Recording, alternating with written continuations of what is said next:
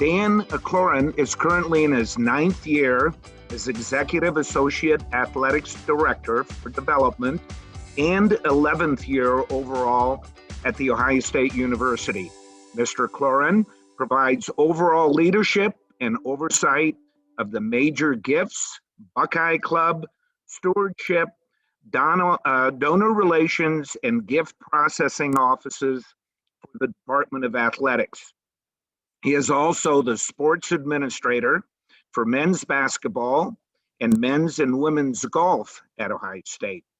He's been responsible for overseeing and securing close to $600 million in donations for OSU, which includes more than $490 million for the Department of Athletics.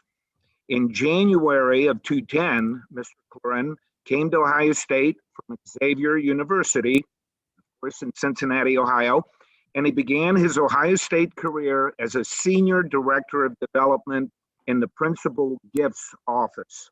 He quickly became part of the senior leadership team for the foundation when he was appointed to manage the Principal Gifts Department.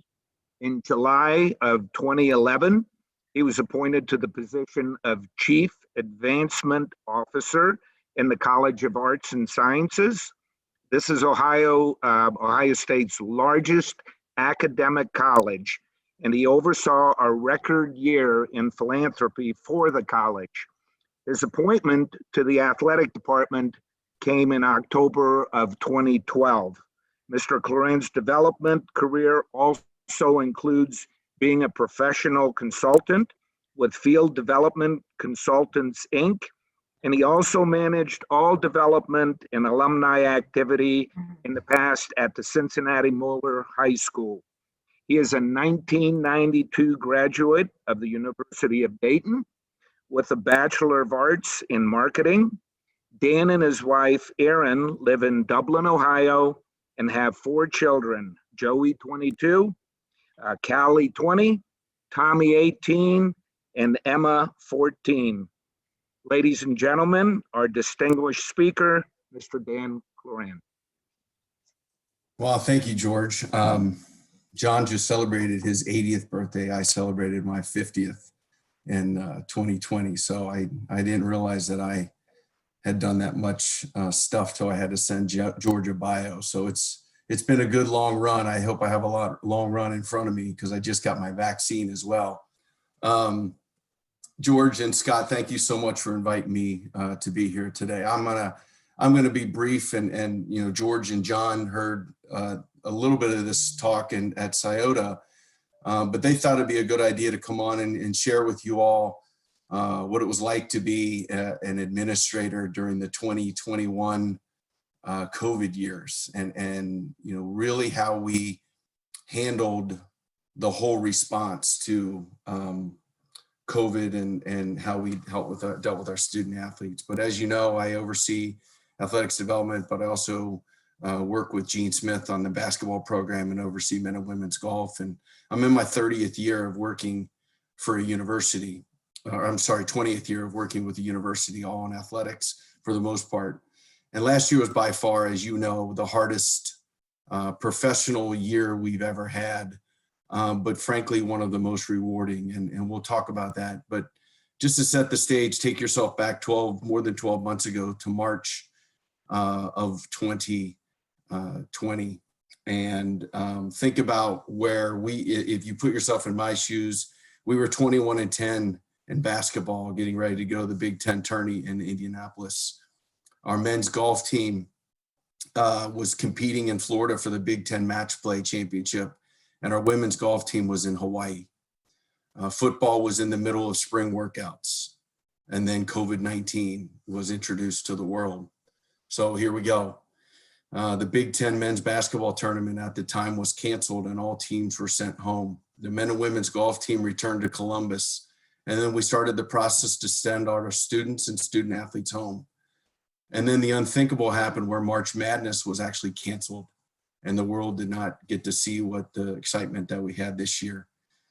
My staff and I started working from home, as most of you, as I can tell from the Hollywood squares we have in front of us.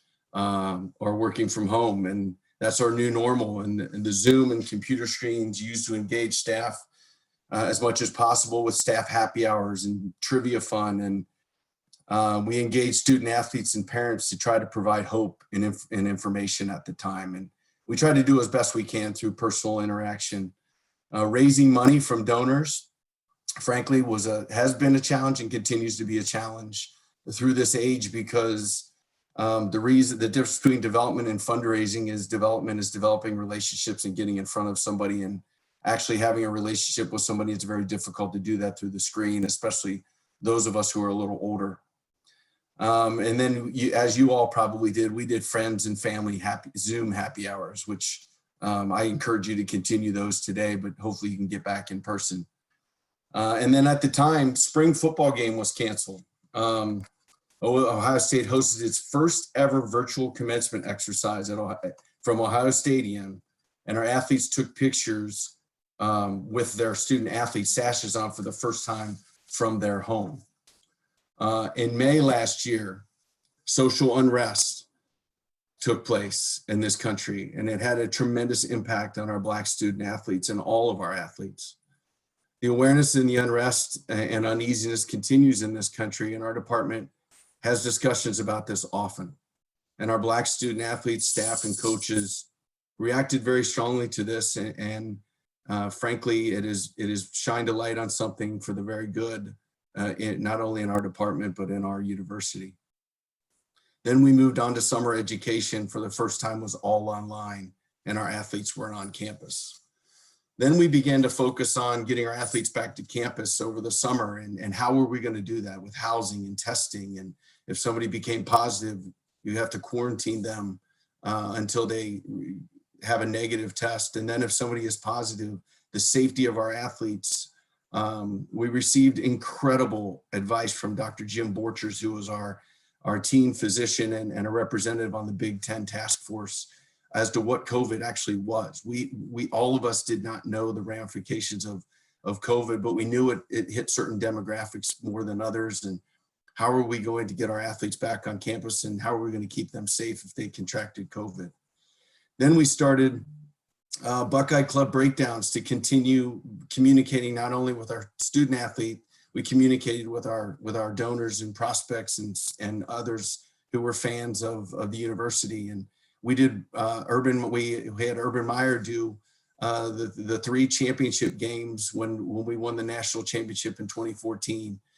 He broke down the games, the Big Ten championship game against Wisconsin, then the Oregon game and the Alabama game, and then the Oregon game.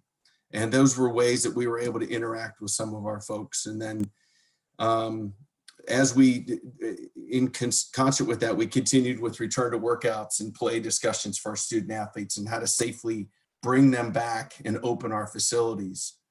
We also knew that going into the 2020 season, if we were going to have a season, we were going to have reduced capacity.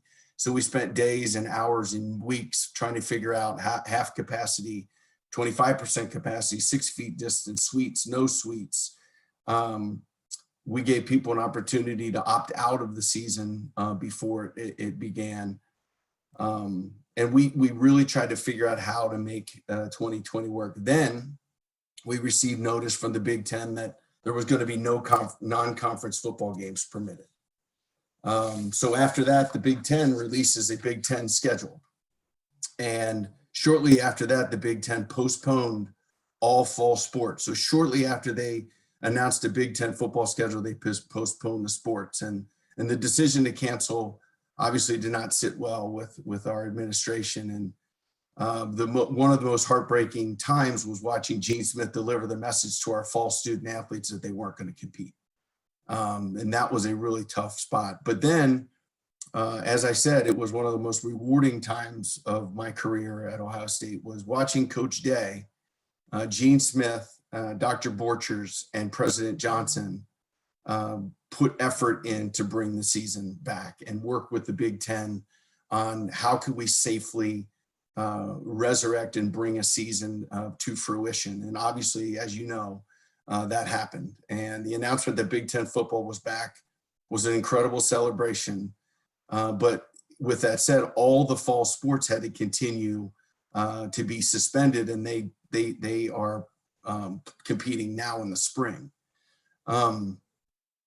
So the other decision that came down from the Big Ten when they announced that we were going to have football was we weren't going to have ticketed fans for any of the home or away football games except for family of players and coaches. And even after the first two games, the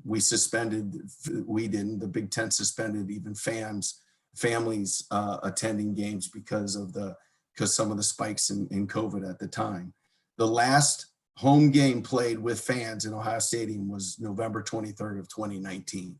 So it's been a long, long time. And as you know, the football season progressed, and at the time, the basketball players, our men's basketball team, started doing individual workouts, and then golf began to work out because that's a fairly low risk exposure sport where you're outside and away from others.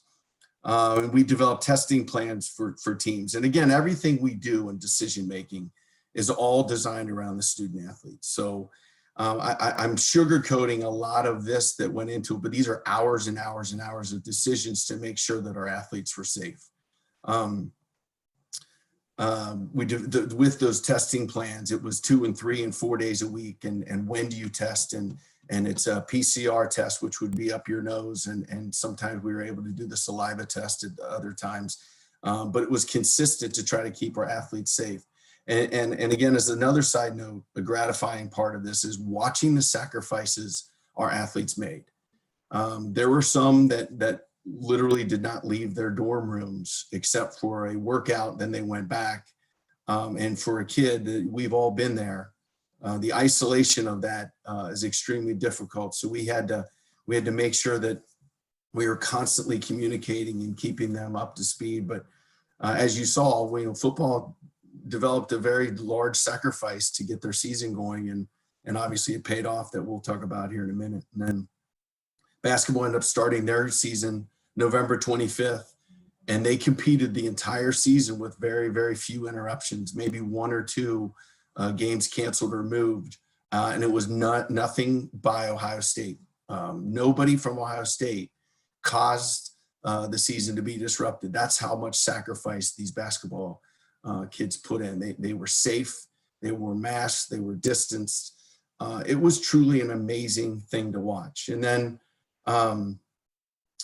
we had to make some very tough financial decisions as a department, and we had some salary reductions and reductions as well in force across the department. And that was probably the toughest day, aside from the teams not being able to compete, is that. So that's really sets the stage for where we were to compete. So we've come a long way since that time. Football competing, of course, beat Clemson in the college football playoff semifinal, and then fell to Alabama in the national championship game. But winning the Big Ten and competing in the CFP was one of those things that was probably more meaningful than any other season based on the sacrifices these kids went through. And then, of course, basketball went to overtime after playing 4 days in a row at a Big Ten championship, and a loss to a very, very good Illinois team. And then became Big Ten runner-ups. And we lost a heartbreaker to Oral Roberts in Indianapolis. But keep in mind, too, about that, our kids were in Indianapolis from the Wednesday before the first game of the Big Ten championship all the way through the following week. And it was in an NCAA bubble, which meant that when there was 34 people in the travel party, and in that travel party, everybody gets tested, and they can't leave the hotel. They practice within the Indiana Convention Center, and everything was under a bubble, which meant everybody was tested that they were around. Everybody, food was delivered at a certain point that had to be, or it was provided by the hotel, and it was all in a controlled environment. So it was a very interesting scenario there to be competing. And then we bust our way up to West Lafayette and unfortunately lost a heartbreaking game to Oral Roberts that ended up going to the Sweet 16, which wasn't much consolation, but it it was a tough game to lose. And then we had, one of our athletes had to go through the unfortunate social media aspect of being an athlete, and he exposed that to the world. And he's a strong young man and dealt with that in as professional way as he could. And EJ Liddell is all of Buckeye Nation should be extremely proud of EJ Liddell. But so far now we have the spring game, which is this Saturday, which is on schedule. And the decision was made to provide a large number of tickets to first responders and those who are on the front lines of COVID as a reward, and thanking them for all that they've done. And just a few handful of tickets will be available to the general public. But the good news is, and I think most people agree, that no matter how many people are in there, it's going to be great to see spring football in action, and we'll be able to compete. And then, of course, all fall sports are competing this spring, and they've successfully competed with very little interruption. And our, as note, their women's volleyball team is competing this week, and they're ranked 9th in the country. And they hadn't played a full season, and our brand new head coach, who we hired right before COVID, never had a chance to coach. And she started off, I think, winning her first 11 matches of the year. So, and then, I'll conclude by saying, as a leadership of the department, we've got to continue to focus on staff health and well-being, and student athlete health and well-being, and be a positive influence on the overall university. I think athletic department was a shining example to the university of strength and positivity and trying to move forward. And the main thing that my team can do from a development standpoint is raise as much money as we possibly can to support the student athletes experience, so they don't feel the budget cuts and that their experience has not been touched. So we implemented a campaign called the Higher Purpose Campaign, and received a few $1 million in donations towards that to help with the budgetary needs that we have for our athletes to be able to compete and travel appropriately. And because travel, to travel, we need extra buses for space. And so the cost to travel is a little bit more. And then the other things I've said is, as I said, I've never been more proud to be associated with an organization as I have this year, to watch the leadership and poise and caring of Gene Smith, and the leadership of President Johnson, as at the time when football was postponed, had not stepped into her office yet, and worked diligently with Coach Day and Gene Smith, and really, she made an immediate impact and a lasting difference on our department. And, she's influential across all parties now, and a very good business mind, and an unbelievable person. And also, she's a former student athlete in college, and her grandfather played back in the late 1800s on Ohio State's football team. So she understands the importance of sports, and that's such a refreshing way to go. And I hope all of you get a chance to meet her, because she's unbelievably, she's just an incredible person. But that partnership with Gene Smith and Coach Day and President Johnson was really something to marvel at and watch the leadership. And then staff resilience, watching our staff, work from home and try not to miss a beat and stay positive. And of course, the student athletes. That's why we're here. And watching them, their resilience and their dedication and their sacrifices. The basketball team, some of them did not physically see their families for 6 months, and they saw them from afar, but they weren't allowed to interact with them if they came to a game. And that was one of those things that you just tip your hat to them. I don't know how they did it, but I do know how they did it, because they wanted to compete. So I hope I provide a little glimpse into the world of Ohio State athletics during the world of COVID.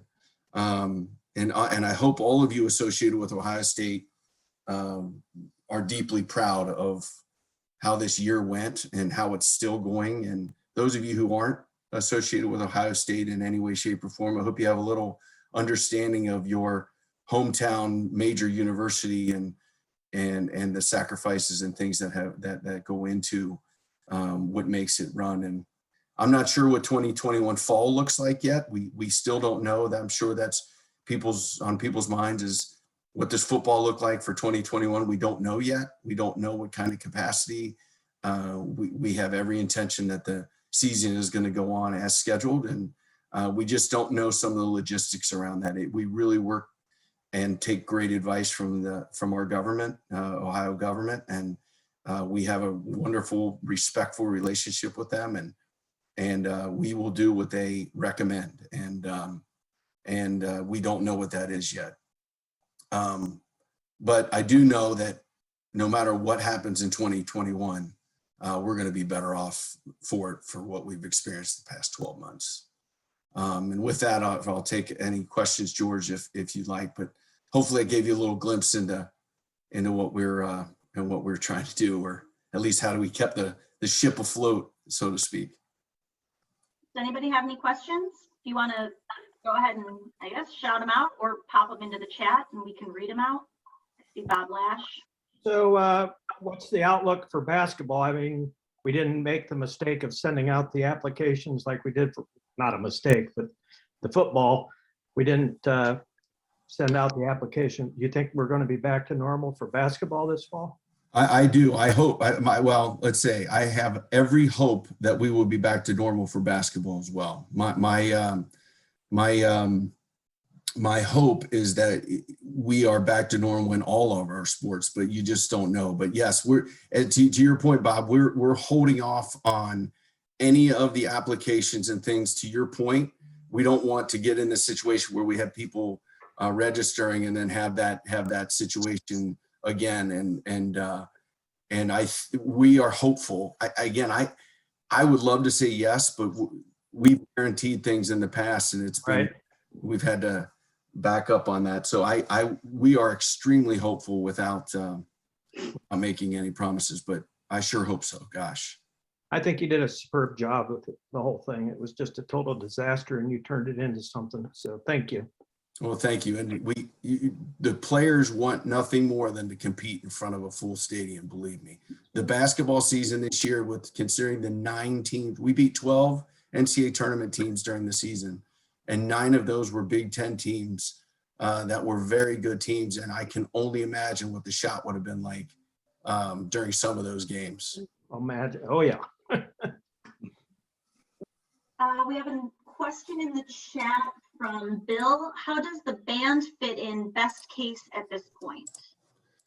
Well, I think right now, I'm sorry, I tried to pull that chat up. Yeah, I think best case is the band is, again, we're planning on the band, everything with the band being back to normal as well. If we're back to normal, then the band's back to normal. I'm not sure if anybody knows, but the band is associated directly with the College of Arts and Sciences. So, with my former life before athletics, I have a special love in my heart for the band because of my working in the College of Arts and Sciences. And there's a special place in people's heart for the band across Buckeye Nation. So they are obviously top of list.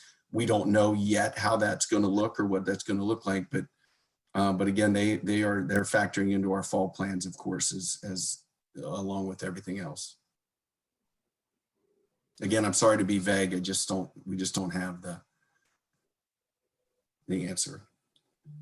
Oh, Bill Wayhoff mentioned seat selection. Yes, we anticipate seat selection being this year, but again, we don't know because we don't know about capacity yet. So we don't have answers for 2021. I wish I did, but once we get final answers, that will be turned around pretty quickly, and Buckeye Nation will have the information. Do the budgetary problems associated with the coronavirus is that going to have any impact on the number of sports that the university is involved in? No, not at the moment. We have every intention of maintaining our 36 sports for the now and for the foreseeable future. So we don't even talk about that at the moment, Nelson. So thank you for that question. Yeah, that's a commitment of ours that we are pretty passionate about.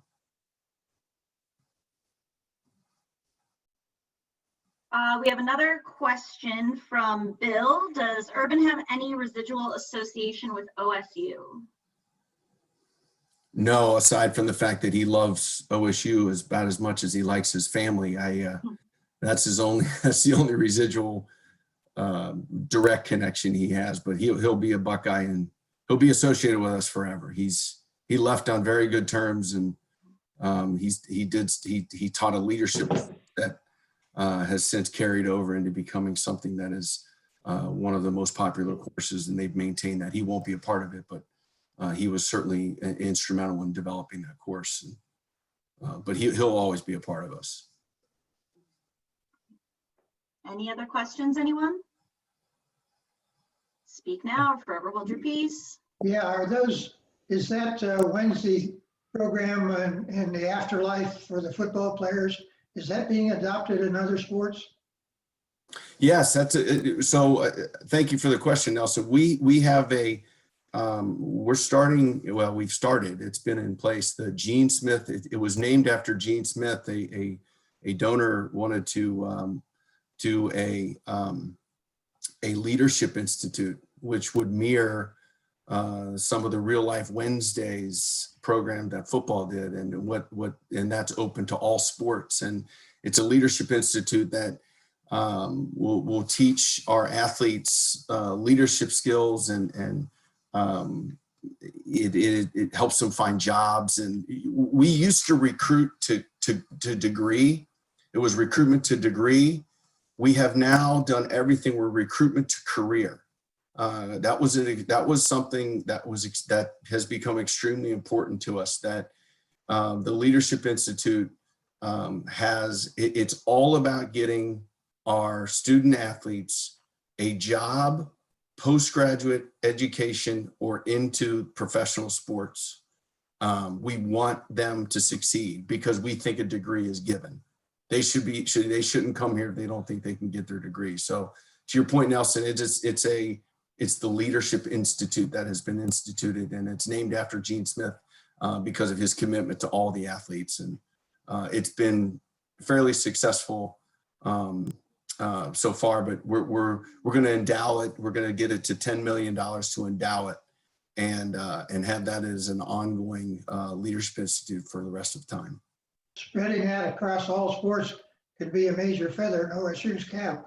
Yeah, it's been really successful so far. Our increase in percentage of student athletes getting jobs or post graduate careers is continuing to rise. And we have a goal of 90%, which, believe me, it may not sound good to business people like you, but we're striving to get to 100%. But some kids like to take gap years, whatever that means. I kind of wish I had done that when I left school, but they like to take a year off and figure out what they want to do, but that wouldn't factor into that percentage. But this Leadership Institute takes them for 4 years and tries to get them to that point. So it's been pretty exciting.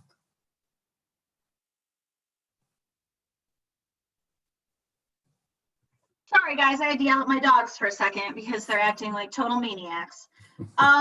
Let's see. Did we get this question? Can you briefly explain the new contribution concept for the football seating program? Did you do that one, or did I miss it because I was screaming out my window? No, I did not. Okay. Do that one. That might take more than just this Zoom call. Briefly, what we have, and again, this is not a 30-second answer, but we have a program that's going to be it's simplified program that was suggested to us in 2012, and we benchmarked across the country. And it's a program that will benefit athletics, solely athletics, but student athlete scholarships is where all the proceeds from this program goes. And the university, as you know, we pay full rate on our scholarships to the university and we have a large figure there, and we don't raise all that money through the Buckeye Club, and this new program is going to allow us to raise a little bit more money for student athlete scholarships. But we also have about 52% of the people that sit in the stadium will be paying less for their seats than they have in the past. And for the first time ever, we'll have about 14,000 seats that don't require a donation. So there's people out there that in the past, if they would have had to give a $1,500 donation, they no longer have to do that, and they can attend Ohio football games, Ohio State football games, and just pay the cost for the ticket. They're C-deck seats, and they're good seats, and we do have season tickets available. I think one of the things that was evident through this program when people were educated on it is we found that people didn't realize that we had season ticket options available. And through this program, we've learned that, and again, it doesn't kick in until 2022, so it's not impacting this particular season. But it will be part of the 2022 season. Hey, Dan, thank you for your presentation today. It was excellent. And I love the way you find the silver lining in this crisis. And I agree with you. I think there's a lot of silver linings coming out of this pandemic. My question is OSU encouraging its student athletes to get the vaccine at this point in time? I wouldn't say encourage. We're educating them on the value of getting the vaccine. But if they choose not to get the vaccine for one way or another, then that's up to them. The vaccine is for their protection and others, obviously. So we're educating them on the importance. We've had doctors speak to our student athletes, our current medical center doctors. We've had Dr. Jim Borcher speak about the vaccine and the efficacy of it and the safety of it. But I wouldn't say encouraging is the word. I would say, as we do with everything else, we educate them and let them make the decision, and they get with their families and decide whether it's right for them or not. But, based on what we know, we feel it's fairly safe, and we'd love to see as many people get it. But again, it's really not, it's up to them. We're not going to require that. I have one more quick question, and then we are going to have to wrap this up. This one was from Mark, and I'm sorry I missed it earlier, but does, just kind of going with the vaccine question, did coronavirus have any impact on recruiting for all of the sports at OSU? Yes, and good question. And first off, I'll say, because I'll be signing off after I answer, I want to thank everybody for their time and attention. I appreciate the time and letting me be on with you. I understand the Rotary Club is an important part of Columbus and all the other cities in town. So thank you for having me. Yes, the virus caused on and off campus recruiting to be suspended. So basically it's a quote unquote dead period. So all recruiting visits and outbound visits by coaches were suspended. We're hoping, and that continues to this day, we're hoping that it's lifted soon so we can get back on track. But it had a dramatic impact on our coaches. But again, as we always say, when you lose in bad conditions, the other team's playing in the same conditions too. So everybody's under the same rule. That rule wasn't just for Ohio State. That's a NCAA rule, and our recruiting is based off of the NCAA decision. So we're not alone in that, but yes, it has impacted recruiting. So I thank you again for your time and attention, and George and Scott and everybody I know, Mike and John. Good to see you all, and thanks for having me. Thank you so much, Dan, for your time. We really appreciate it. And what an interesting peek under the hood, I guess, so to say, at OSU athletics. I'm personally a huge sports fan. I would think you guys would all guess that about me. I love sports so much. So this was really tons of new information for me, but I'm sure lots of new information for you guys as well. Thank you again, Dan. We really appreciate your time. Thanks, Amanda. Thank you so much, everyone. Really appreciate your time, and we will see you next week. Thank you. Meeting adjourned.